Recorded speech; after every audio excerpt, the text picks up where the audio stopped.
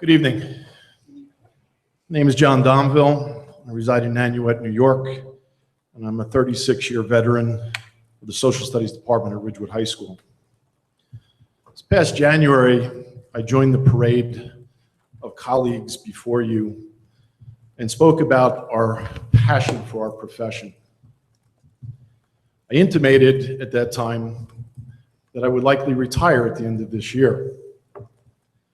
Even caught Mr. Longtoe on the video afterwards inquiring of Ms. Brogan, is John Domville retiring? Do we know about this? You now know that it is in fact a fact. When I first mentioned the prospect of my retirement to friends and colleagues, I was asked the obvious question, why? Why retire? My initial response was, why not? But I understood that that was not merely an adequate response.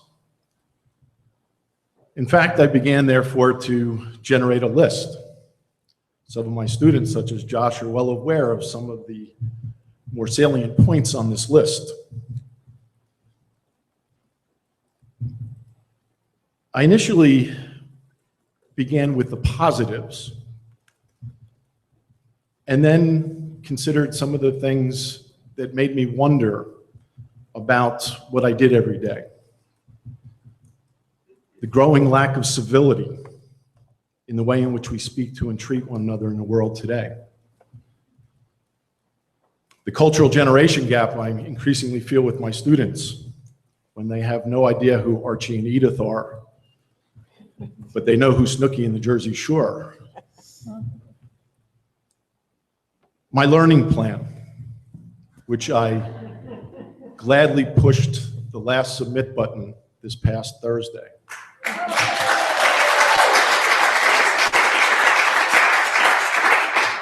I now simply wait for that final summative evaluation. Safe schools, the untold hours of watching safe school videos. SGOs, No Child Left Behind, the race to the top of what? The commonly misused core and teaching to the park. Chris Christie. Grading, always more grading. Technology, both the good and bad of it, having to fight for my students' attention with their Chromebooks. But I'd like to focus more on the positive, that I'll have time to do those things that I don't do often enough, to walk, to bike, to fish, to go golfing, to get more air. Keep telling my wife, maybe when I retire, we'll get that other dog. More time for the honey-do list, to read that immense pile of books next to my bed, to travel to the places I've taught about. In fact, we've booked a trip to London and to Normandy for the first week of September next year. The terrorists be damned. And it's time. It's time to leave happy rather than hating it. To retire a year too early rather than a year too late. The other question I've often gotten since then is, why do you put on the red shirt every Friday, and why are you here now? It's because I honor those people who have come before me, and to honor those people who will follow, those people standing behind me. Labor and management have always done this dance. This is the fourth protracted contract situation that I have gone through in my 36 years. But there was a respect during that dance. The first job action as an untenured second-year teacher, my supervisor actually carried my briefcase in and out of the building for me so I could stand with my colleagues without reproach. So why do I speak tonight? Because in 1980, when I started here in Ridgewood, I started with a contract for $12,500.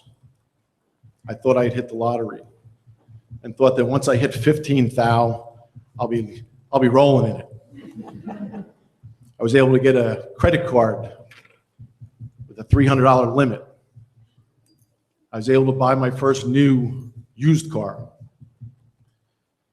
Through the years and through many more contracts, I thought I'll get to that point where I'll be able to retire and do those things that I mentioned before. But in these last 5 years, take home has gone down, salaries remain flat. I looked forward to leaving hoping that I could address you at some point about how happy and proud I was at this point. I'm sorry to say I don't have that feeling. I feel dispirited, disheartened, and I'm leaving. My worry is about the state and funding the pension system, not what this contract is going to do, because for me, it's not going to make a difference. If there's a pittance of a settlement for this year, whether it's a zero, it will be non-pensionable. It's not going to change my contract and my pension variable. It doesn't matter if I stand here because of these people behind me. Because if I feel this way and I'm going, how must these people feel who have years yet to go? You don't have a budget and a contract crisis. You have a crisis of spirit. Please settle this. Thank you.